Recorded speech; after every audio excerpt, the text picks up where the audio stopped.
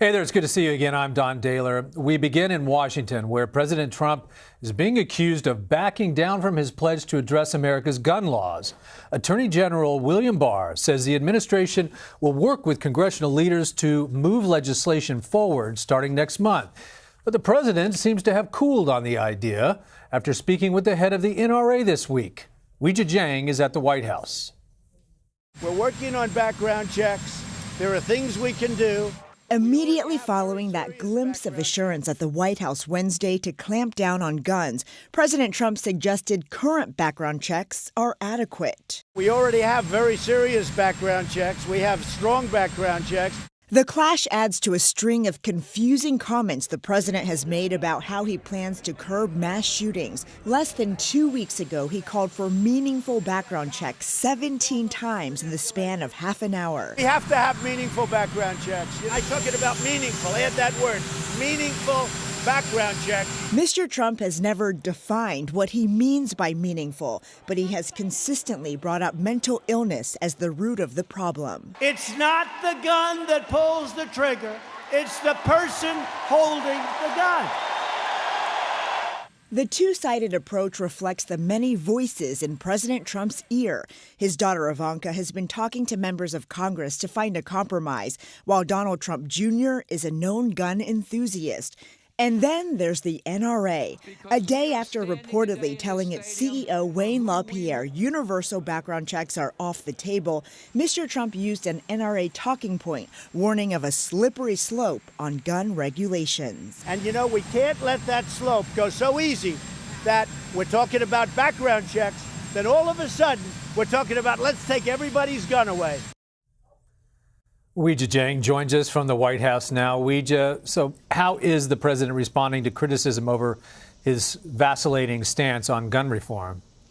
So the president insists that he has not changed his position. I suppose he may be right, but it's really hard to tell if there's truth to that because he has not spelled out his position very clearly. He has seemed to waffle to give himself room, and it's very clear that what he has said since those shootings happened in El Paso and Dayton, that it depends on his crowd. I've seen him at campaign rallies really speak to his supporters about the importance of Second Amendment rights and how he wouldn't do anything to hinder those rights. And then when he's talking to the country in a very formal setting, reading off a teleprompter, he is calling for urgent action, recognizing that there is a crisis happening in the U.S. with regard to guns. So, I think he doesn't know exactly what to do because he has to walk that fine line of taking action, but also making sure he doesn't upset those that are important to him politically, especially the NRA. Yeah. Well, what about Congress? The House Judiciary Committee is returning from August recess early to work on 3 gun bills. What do we expect to come out of that? Well, not much, actually. In the House, the number of Republicans who are supporting these measures is, likely not enough for these bills to go anywhere, especially because of this ambiguity from President Trump. If he's not consistently pressuring them, if he's not saying, I have your back, then it's a tough sell for Republicans. Now, on the Senate side, it could be a little bit different. There could be more success there. But the concern is that the moment has passed. We've seen this before after shootings. President Trump calls for action. He says he's working with lawmakers. And then time passes and nothing happens. And in this case, it happened right when they were going away for their summer recess. So by the time they come back, who knows what will be, on their agenda. And that's why Democrats were pushing for them to actually come back early on the Senate side. That didn't happen. President Trump said he didn't think that was necessary. So we'll have to see, if they can get anything done. We're going to dip back into that. Some would say highly entertaining. Others would say highly disturbing press gaggle from yesterday. There were contradictory messages coming out of the White House on a number of issues lately, including whether the president is considering a payroll tax. He denied that during that press gaggle yesterday, and he also defended his trade war with China. So let's take a listen to what he had to say about that. I am the chosen one. Somebody had to do it. So I'm taking on China. I'm taking on China on trade. And you know what? We're winning.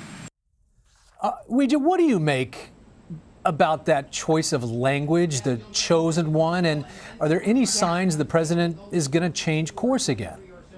Well, with regard to China, no, because he would have to admit that his strategy has been wrong. And, you know, we are way deep into these tariffs now. And for him to do that, you know, would put egg on his face that I don't think he would ever admit to, even if it does ultimately cost American consumers. Now, the president actually acknowledged that the tariffs could hurt consumers. He delayed the final round that were supposed to kick in on September 1st until December 15th because he said he didn't want it to impact the holiday shopping season. So when he says he's the chosen one, I think, you know, his argument is that this has been a long-standing problem, that presidents before him have not taken tough action against China. So he's the one to do it. And, you know, since he was a candidate, he said he would. And he is being tough on China. He is, you know, standing firm that even though there may be consequences along the way, in the end, the U.S. economy will prevail. Well, for the second day in a row yesterday also, the President Trump questioned the loyalty of Jews, in particular those who choose to vote for Democrats. That kind of remark, you know, has long been tied to anti-Semitism. So what is the sense that you're getting behind the scenes? Is there a concern that that could actually hurt him with voters? Well, he certainly doesn't think so. You know, I mean, this all ties back into his personal feud with the Squad, those 4 members of Congress. They are females, they are minorities, and he is really working hard to paint them as the new face of the Democratic Party.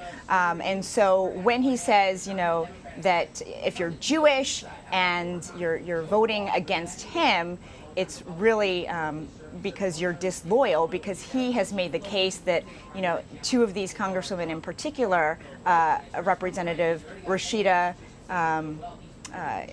Tlaib and Ilhan Omar, are anti-Israel. He has said this many, many times before. So, you know, he's saying that if you support the Democratic Party, you're supporting their views, and therefore you are anti-Israel. And so it is alarming when the president makes these comments, but, you know, I don't know how much it will impact his votes because, you know, presumably the people who have, you know, would be swayed by this have already decided at this point who they support. You also have to wonder if he's just unaware of how his words are come across, like I'm chosen, I'm the chosen one, etc. Sometimes you just wonder if he's obtuse to all that. Weijia, thanks so much for your insight.